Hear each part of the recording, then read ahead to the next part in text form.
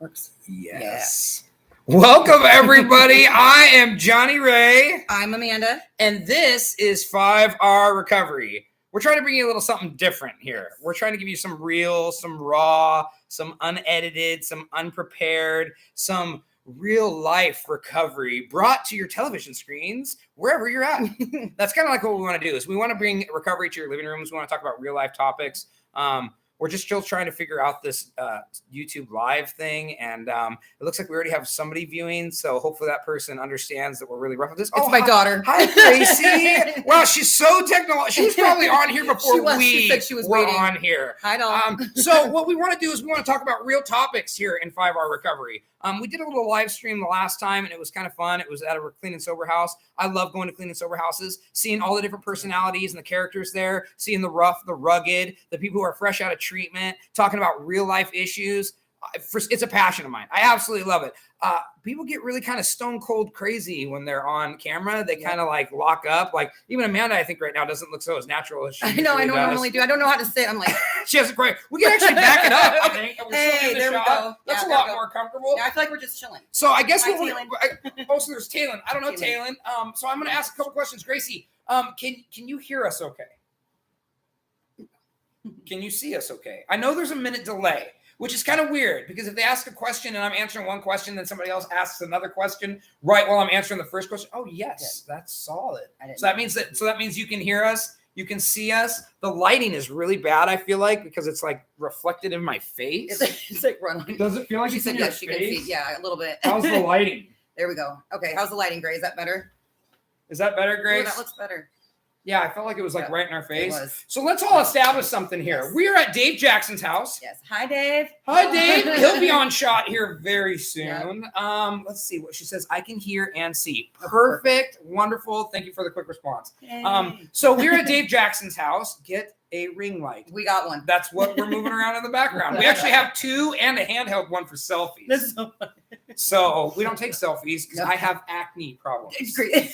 Dave, she says, Dave, you'll be on screen here very shortly. He will come and say hello. Yeah. This is actually Monday nights. And if you don't know what Monday nights are for 5R Recovery, Monday nights are business nights. This is where we get together and discuss real life things, real hard things that we're going to do for the future, things that we're working on right now, things that we hope to achieve. And we might even argue a little bit about some things. A little bit sometimes. You know, we might debate about some things. We might try to figure some things out. Dave's ADD might be going all over the place. And I love that. I absolutely go. Sometimes I'll talk with my hands for a long period of time. So you get to see me all animated. Maybe someday we'll record this conversation. I know. I think we should record one of our business meetings because then there's me, like you can tell when I'm getting overwhelmed because I just get on my phone and I just slump down in the seat. I'm just like. If you don't know, Amanda is so good at writing stuff down, but trying to keep up with me talking, it is difficult. But I think that's where we make a really good team. Yes, I think it's dynamic, the fact that she can write everything down. So says mom is a pro arguer. I'm not going to argue with you there. And you know what sucks is she's smart and she's very fiery, so it scares the hell out of you. It's like if you have an argument with Amanda, you better have brought your tools because if you don't, she just. But the one thing I'm going to say is what I said today. Yes, she doesn't let you respond. No. That's a problem. Yeah. I need to say my piece. But anyway, we had a little discussion today. It was a very important topic. We're not going to bring that up today, but it would be something that I would like to talk about future at some of our recovery meetings. We do Tuesday night recovery meetings at 6:00 at New Life Church. It's 6830 Highland Drive in Everett, Washington, at a big facility called New Life. It's an amazing building. We talk about real life topics, real life things that people go through every single day. We talk about, the homeless crisis. We talk about Suboxone. We talk about the addiction to disease. We talk about housing initiatives. We talk about what's the topic tomorrow night. Tomorrow night's topic is the damage we do to ourselves while in active addiction that carries over to our current recovery. Mm-hmm. So like, for instance, I still have really bad teeth. I talked about teeth last time. I have bad teeth from my active addiction. I had a bunch of them pulled. I have to chew with the left side of my mouth. Sometimes I smile and I look like a hockey player on this side, but this side don't look so bad. So that would be some damage. Also, trusting with relationships. Yes. I've talked too much. I told Amanda I was going to ask her a bunch of questions. Oh, I know you're good. Let's put her on the spot. Amanda, are you ready for this? I'm ready for this. Okay. Let's go. So can we all admit right off the bat that being clean and being in recovery is completely different? Completely 100%. Different, right? So being clean is a great foundation, right? Being in recovery is something different. Yes. Why is it so important for us to be in recovery and not just be clean, Amanda? So for me, recovery, my explanation of recovery and just being clean as anybody can be clean. That's stopping the use of a substance. But if you don't get to the bottom of what you were numbing in the first place, if you don't get to the bottom of what the issues were to begin with, whether that is, being predisposed to addiction or generational trauma or trauma in your life that you've had for yourself or, anything. And I have to say, like, trauma is anything less than desirable. I would learn that in treatment. Love that. And if you think about that explanation of what trauma is, everybody's experienced trauma, right? For sure. So if you don't get to the bottom of what it is and what you're trying to do, and then how are you going to heal? So you got to have a way to recover. And that's where recovery comes in. If you don't have some sort of program or a meeting you're going to, where you're talking to some people about what's going on in your life, doing your steps or whatever it is that you do for your personal recovery, if you're not ever vigilant about that, then you're going to slip back up and get into relapse mentality and end up going back out because you're going to just continue wanting to use and numb the same things that you're not addressing. So I love that. That all hit That's on my topic. key points. So if you don't know, I'm very blunt and I talk very direct to people. Amanda does the same way. I don't have a problem with other programs and fellowships. To be perfectly honest, we are not a replacement for, we are an addition to. I've said this many times before. I do have a lot of problems with people in some of these fellowships and some of these programs, but I'm not going to lie or pussyfoot around that. I mean, I think people have a problem with me in this program, and that's okay. I don't got to get along with everybody. We can have different views, different opinions. But what you should be doing is working your steps. Yeah. You should be getting a sponsor. You should have a home group. Yeah. These are things that they talk about in all the other fellowships, and I am not against that at all. Yeah. But you also should be talking about Suboxone. You should also be talking about the no sit, no lie ordinance in downtown Everett. Mm-hmm. You should be talking about harm reduction models. You should be talking about politics and things that other fellowships and other programs don't address. It is okay to be clean. It's a great foundation. You should be clean. You should not be putting substances in your body, especially if they're your DOC. Yep. But more importantly, you need to work a program. Absolutely. Whatever program that works for you, you should do that, and we encourage that. Yep. But you should be seeking multiple avenues of recovery to continue your process through life. Yep. It doesn't just end at I'm in a fellowship, I have a sponsor, and I'm working steps. It has to do with getting a job. Mm-hmm. It has to do with being a good parent for your child. It has to do with eventually moving out and paying bills and being responsible and paying taxes. Member of society. Productive member of society. And that's really what we're all about at 5R. I don't want people to get the wrong idea, and to be honest, I don't give a shit if people don't like me. I'm not here to try to make friends. Right. I think I've all established that before. Yep. Dave, do you have something to add? Because I hear you over there. And this microphone, do you want to come in here and tell us why is it important to not just be clean? Why is it important to be in recovery? You want to come over here and add? Yeah, let's do it. Come on over there. You stay, Amanda. Oh, you okay. You help me. Ask him a question. Okay. Take over. So what is the difference? I mean, what was it? So what is recovery and what is staying clean? What is the difference for you? And why is it important to be in recovery? Right. Why is it important to be in recovery as compared to just being right? So you can improve upon yourself and grow to work the issues that you were trying to escape from. Yeah. Perfect. Yeah. Personally, in my opinion. No, personally, what would be some things like, so that you brought in from your days of using and drinking? What are things that when you came into recovery that you specifically knew personally that you needed to work on? Good question. Ooh. Yeah, Dave. Buckle up. Buckle up. Sit back and relax. Get comfortable. You won't be here a while. Yeah. Dave, why don't you tell the camera a little bit about yourself? You're getting down and dirty. I know. I'm going on. There's a reason I asked that. There's a reason I asked that because you are very, very big on working on yourself. You're like the king of self-work and self-helping.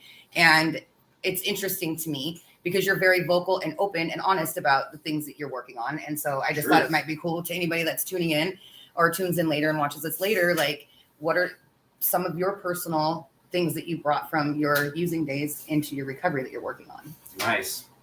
Oh, there's a lot to run up there. Yeah. There is really so many aspects. I mean, two of the key ones I try to wake up with and live throughout the day with is staying positive and open-minded. Yeah. And I think that leads the way to recovery. Absolutely. I mean, anyone can be abstinent. That's not recovery. Right. Recovery is growing. Yes. It's not isolating from everything and hiding, and it's working a program. Isolating is a big one for me. That's a big one. Well, it's a natural aspect of addiction. Yeah, it is. I think a lot of us do that. We tend to recluse when times get tough, and you can always know when shit's hitting the fan with me because I will recluse. And Johnny will call me like 6 times. You need to return my call. Are you okay? What is going on with you? Like, are you all right? That's legit. Yeah, it is. And that's what we do. We hold each other accountable and we're there for each other, but yeah. How do you stay positive? Like, why do you, when you wake up in a positive mood? Because I'm not a morning person, to be completely honest with you. Like being happy in the morning is just not my thing. But is Gracie a morning person? No, I at for some all. reason don't think she is. Not at all. No. I used to when she was in 6th grade, 5th grade, 4th grade. I would cringe. I'd open her door in the morning and I would be scared to wake up my child, my little itty bitty child. I'm like, she's going to rip my head off. Like, what kind of? Because that's how we start our day. So no, we're not morning people. I worked graveyard shift for 20 plus years, so I'm not a morning person either. Yeah, you guys suck. I said, I love the morning. Okay, wait, hold on. Do you really? I am a morning person. Are you? That's my favorite time of the day. I wake up at 5 every single day. I love the smell of the morning. There's no traffic on the roads. It's the most beautiful time. There you go. You guys are all stuck my face in that. So we're not ever going on any trips. We are staying in the whole other side of the hotel, my friend, because if I hear your voice that early in the morning. Oh, I can't imagine. That's got to be I'm annoying. kidding. I know I'm joking. I love you. It's back to the recovery aspect. Yeah. Developing a routine. Yes. Get to bed at a certain time, get up at a certain time, putting a plan in action to improve upon. For me, for instance, becoming a better listener, patience, that's a killer for me. Oh, good one. I don't have patience either. Yeah. I'm not good with that That's one a either. killer one for me. And owning up to your shit. Yeah. Yeah. Yes. Yeah. We didn't even bring a curse word out, I Dave. love it. I'm sorry. No, there's no kids I love, watching. I love it when he cusses. come on. I do. I love it. That's like, I love it when you talk tough. No, in seriousness, so it's all about trying to become a stronger, better person, and recover from all those things you've tried to hide from, Yes. and try to figure out why you were trying to escape, Yes. and it's about bringing out awareness. Mhm. You can't fix a problem you don't know about, so once you become aware of all those issues, you can then work on them. Yeah. I love it. That's my philosophy on it. That's why I feel it's important to have a plan or 12-step program, and be involved, otherwise you're just going to be a sober drunk or sober addict, and you're not going to grow, and you're not going to benefit from the programs or recovery. It's a ongoing thing. You have to work at it every day, What are some of your tools that you use to stay strong in your recovery? What are a couple things that you do for you to stay strong in your recovery? I do readings in the morning. Nice. I love that. It's big. Huge. Devotional and just for Devotional today. and I reach out towards my higher power for positivity, and It's okay to say Jesus. okay. Mm-hmm. Well, I mean, Just the higher power seems so cliche nowadays. well, okay. I'm not Yeah. judging you. I'm just everybody uses the Well, higher I power. see how you are. Okay. I know. I'm just saying. Here you can say Jesus or I hear you. Yeah. Buddha or whatever. Well, not everyone believes the same. But place, why? is That's my another point. topic we need to address at some point. But, Is that's a different subject. making everybody else comfortable with what we say and how we feel. That's not, Agreed. Thank you, Amanda. That's your higher exactly power what is I'm Jesus, thinking. and that's awesome, and I feel like that's kind of the cool thing at 5 hours. We're kind of just saying we accept anybody and whatever you believe in, whatever you can believe in. A monkey for all I care, as long as you believe in the power greater than yourself. Yeah. I mean, it's really that simple. And they say Something- that in fellowships, but Yeah. the one thing they frown upon is Jesus. I've been in multiple NA meetings or fellowships where you mention that your higher power is Jesus Christ and you're a Christian, and they're like, this is not a religious program. Well, it's higher power is the higher power of my choice, Yeah. and we don't judge people based on. No. I welcome Right. Muslims, I welcome Yeah. Buddhists, I welcome Lutherans, Baptists, whatever it is. If you're Irish Catholic, I don't care. It doesn't really matter because that's nothing to do with what we're trying to accomplish No. with your recovery. That's why I Absolutely. used the vague statement and not Yeah. said. Yeah. I feel personally it's just a matter of reaching out to a positive belief that's going to encourage you to Yes. be grateful for your things that you have and not be blaming everyone else Right. for the shit right. you've occurred Yeah. and brought out Grateful yourself, addict doesn't get loaded. Damn right. and it's all about growing and becoming a stronger, better person. I agree. So Amanda, how better has your guys' relationship been with your daughter now that you're working on your recovery? Oh my gosh, Gracie and I have an amazing relationship. I mean, to the point now where we actually so when I first got into recovery, my first year, I was even afraid to have a disagreement with her. I would fight with her and I'd feel terrible. Like, oh my God, I just got my kid back in my life full time and now we're fighting. So I would always kind of pussyfoot around things with her, so to speak. And now it's like we're so comfortable with each other again that we're fighting and we argue like mom and daughter should. She gets on my nerves, I get on her nerves. But at the end of the day, it's always a big hug and I love you, kid. I love you, mom. And I mean, it's just, and that's amazing. And I just never thought that I was going to live to see another day where I got to tuck my kid in at night, where I got to. I love that. And she still loves when I do that. Mom, you come in because okay, so something about Gracie, she's got 20 blankets, I kid you not, on her bed. She loves blankets. She just loves them. She loves blankets, those throw blankets, those ones you see at Fred Meyer's for like $19.99, so we pick them up for every chance we get. And so she's got like 20 of them on her bed with like 2 comforters. And so I have to go in and I have to one by one fan them out and throw them on top of her, tuck her in. Love that. Yeah. And I do. And I love that. Those are those moments. I mean, I was thinking the other day and I started bawling. I've got less than a year before she's 18. How much time I missed using and missing out on those moments, and I can't ever get it back. And that for me is like that shame and guilt that I have a hard time with. But because I work a program and I talk about it and I don't sit in my shit alone and I address it, I can get through it and I can fix it and I can work through it. Before, that shame and guilt would have just ate me up and I would have gone back out, relapsed, but now I can sit in it and cope and have tools to cope. And that's big. I feel like our society as a whole lacks in coping skills in general. I really do. And that's not anybody's fault. It's society's as a whole, but the healthy coping skills, I think that it's just been so easy for people to turn to a substance of some sort or some destructive behavior, shopping, gambling, sex, all that kind of stuff. Anything that's destructive to avoid having to deal and cope with what you have going on in life. And sometimes you just need to sit through it. And sometimes you just need to deal with it. And as uncomfortable as it is, when it feels uncomfortable, it's probably when you need to sit there the most and the longest and deal with that shit. Yeah. True, I'm learning that now. Morgan gave me a really good book called Stay. And it's about that. What is it about? Okay, so Stay, I just started it, so I'm only in my first chapter, but she told me about it after the last meeting where I broke down and I'd said I'm not okay. My grief has ate me alive, and a lot of it is my shame and guilt from missing moments with my dad that I'll never get back, or the worry that I put him through. And did I aid in his dementia getting worse because he worried about me being homeless, or did he worry about his granddaughter, my daughter, doesn't have her mom? I mean, all these worries that I put on my dad. So that ate me alive, and I've been sitting in it and I've been trying to get out of it. Well, this book is about, it's okay to sit through those uncomfortable, painful things. You have to sometimes. You need to sit in it, because then it also has a time of reflection. You sit through it, and if the longer you sit through it, you reflect, you deal with it. That's you become accustomed to not running from it. You just tackle things head on. It makes you stronger. It makes you more grateful. It makes you appreciative. It makes you able to handle the next hard task or situation that comes your way. A lot of people don't think about sitting and staying in their own funk or their own stuff. And it's okay. Like, when did we ever get okay with the fact that we're not supposed to? When did we ever get okay with tears making us uncomfortable? When did we ever get, okay with the fact that we're not allowed to have emotions? Men aren't allowed to show emotion. You got to run from it and you got to hide it. When did that become okay? That's not human. Right.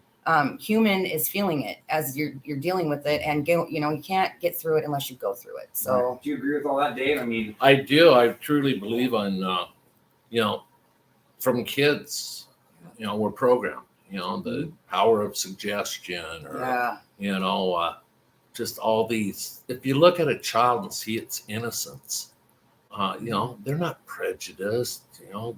They're full of joy and laughter. And we place fear in them and all these stress. Yeah, all these negative aspects, And I feel that recovery comes into play there, because once you start using and drugs, you lose touch in growing. Absolutely. And it stunts you. Yeah, it really does. Yeah. So that's the difference about being abstinent or in recovery. Yeah. You learn to grow and have healthy relationships and heal from this programming that people have been putting in your head, or that you've been your beliefs that were not healthy beliefs. I I agree.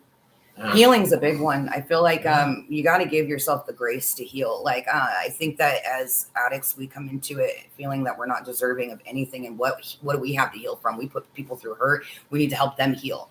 No, man, like we got to give ourselves room to grow, like you keep saying, and the grace to heal from the things that hurt, and it's okay to hurt. It doesn't mean that you're weak. It's okay to have shit that you're not, feeling okay about, and it hits everybody differently. And I just really would like to see it to a point where, emotions are okay to express and people feel free to do that in a comfortable space. And I don't know, for me, that's been the biggest thing with recovery, is having people around me and supporting me that I can be that, and showing me that there's a different way of being. I don't need to be that hard, rigid self that I was, because I don't want to appear weak or vulnerable. I mean, vulnerability is scary to a lot of us, and it was one of my biggest fears.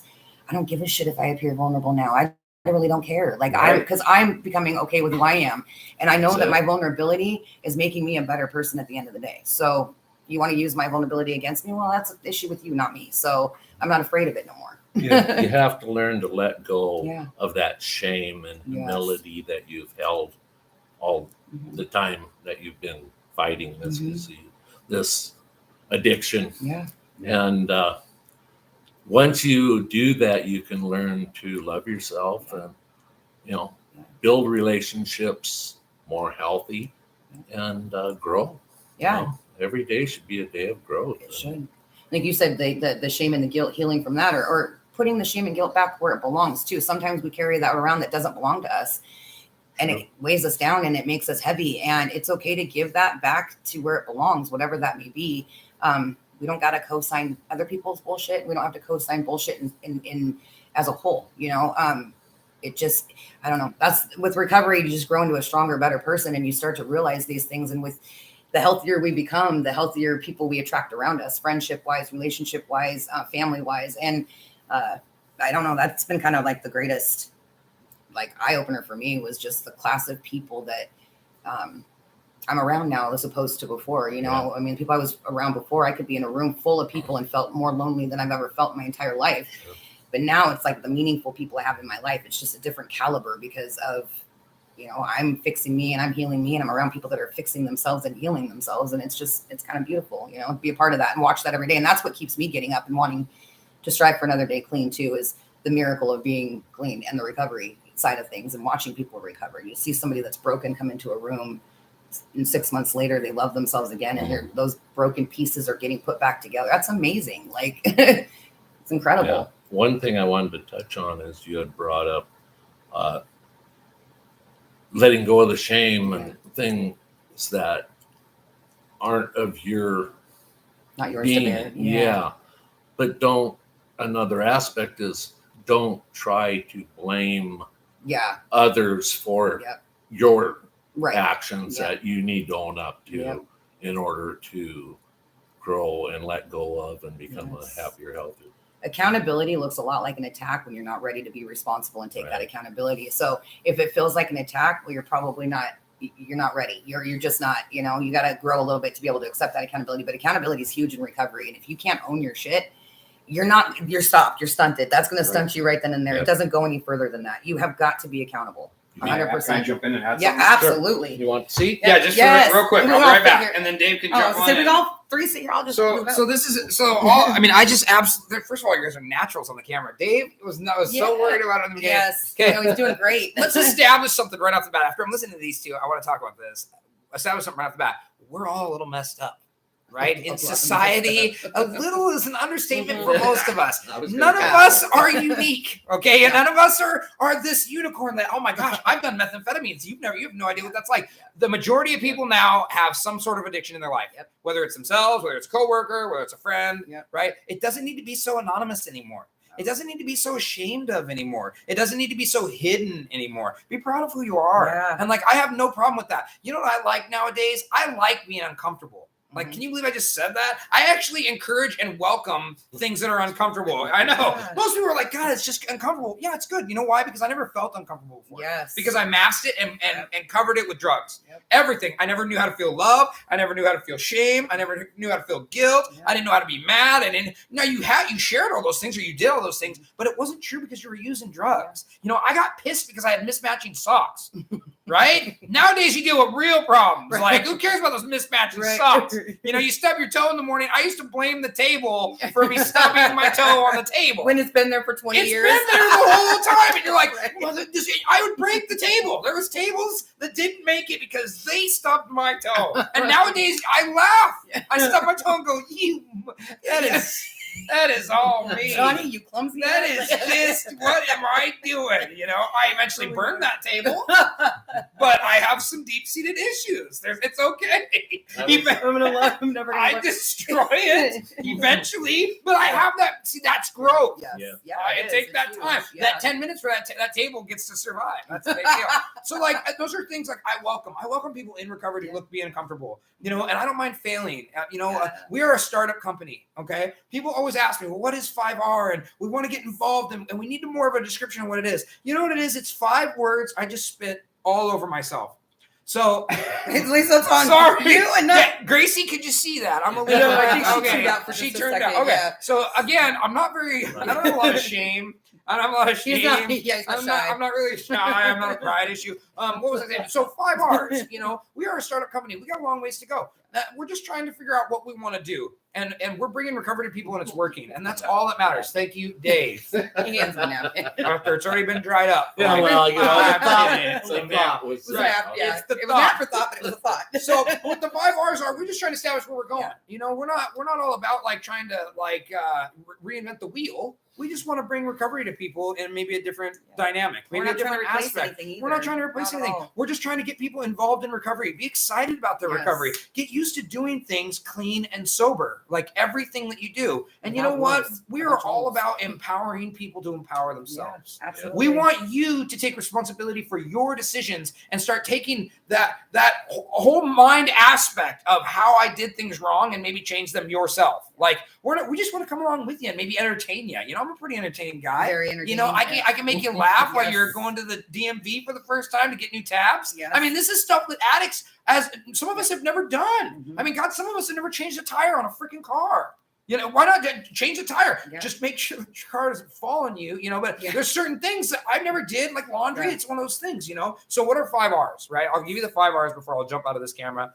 The 5 R's of 5R recovery. It was an outline of my story, okay? It started with the 5 things that really helped me get clean. I got clean in the back of a pickup truck. Maybe that's why my judgment is so harsh about certain procedures and certain things. I have my own opinions, just like all of you have yours, okay? It doesn't make my opinion right, but it does make my opinion, okay? And I stand by that. So maybe that's why I have certain beliefs about things, is because I got sober in the back of a pickup truck with no treatment, no medication, by myself, wanting to die. I wanted to die. I tried to die. I tried to wipe my life off the face of this earth, and it didn't happen. God had a purpose for me, and this is what that purpose is. But that's where 5R comes from, is I was in the back of a pickup truck by myself, and I made a decision. And that decision was going to be like, I will never put a drug in my body ever again, even if it kills me.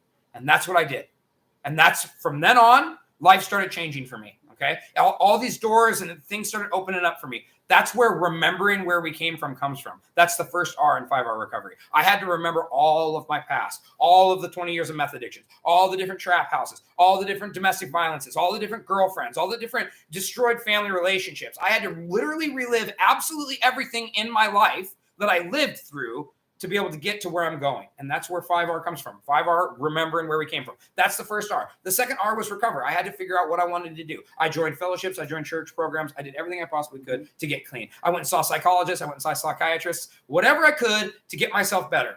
I did a bunch of different things. I used all avenues of recovery, and it helped me out. So that was recover. So then I learned to rejoice. So we begin with remember. We choose to recover. We learn to rejoice. We become reborn, and we start to relive a life of service and helping others. So the third is rejoice. I wanted to celebrate my life and be thankful. I tried to kill myself many times. I tried to OD many times. God had a different plan for me, so I'm thankful that I'm alive. I like little things in my life. Oh, Gracie Jones, I'm back.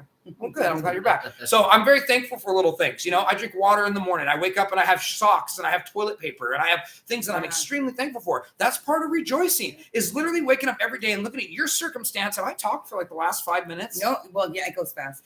I'm so sorry, guys. No, you're good. This is great, though. I get it. See, this is great, though. Okay, so no, you got it. Yeah, you got it. I shouldn't have the just 5 R's stopped. or something. That anyway, and that's it. I'll see you later. No. Up to 3. We'll get back to you on the last 2. Tune in next time for the last 2 R's. So rejoicing. You know, I'm very thankful for a lot of things in my life today. And it's the little things. And people are so focused on the freaking negative. Yes. Everything in their life is stress. I went to a house meeting on this weekend, and the topic was stress. And every single person there was talking about stress and how stress and recovery. Well, when it got turned for me to talk, I said, you know what? If you're not stressed out in your recovery, you're doing it wrong. You should be stressed out. You destroyed your life for 20 years, 10 years, 15 years, and you want your life to be stress-free? Yeah. What kind of an imaginative world do you live in? Like, that must be absolutely amazing. The unicorn has a unicorn universe right. to go along with it. And can I get tickets? Because I would love to go there. But I mean, and they're just all looking at me like, yeah, you know what? Nobody's ever really put it that way before. Adulting sucks. Adulting sucks. It sucks paying bills and being responsible. All we ever did was drugs. Okay, so I'm thankful for that. Like, I focus on that. I might have debt, but I'm thankful for the money in my pocket. See how that works? Like, of course I have debt, but I don't focus on that debt. I focus on the money in my pocket. I'm thankful that I can go grab a cheeseburger at Burger King whenever I want. Or you might be broke, but all your bills are paid that month. Oh my God, I love that. Exactly. That's the positivity. That's the rejoice phase. So we remember where we came from, right? We choose to recover using all resources available. Then we learn to rejoice, which is being thankful for our lives. And then we become reborn. Reborn, starting fresh, short-term, long-term goals that are achievable. What do you want to do? You've really got to start making that decision. I didn't know what I wanted to do because all I knew how to do was get high. So what do I want to do? Do I want to go to school? Do I want to get a job? Do I want to buy a house? Do I want to have kids? Do I want to get married? Do I want to blah, blah, blah, blah, blah. Do you have a voice isolation setting for your mic? It's very airy sounding, if that makes sense. I don't know if it's just my phone or the mic. Well, we're really going to need that information, Grace. Yeah, I'm kind of going to need it. If anybody else was tuning in, we could ask. Do you want me to do the sound check thing?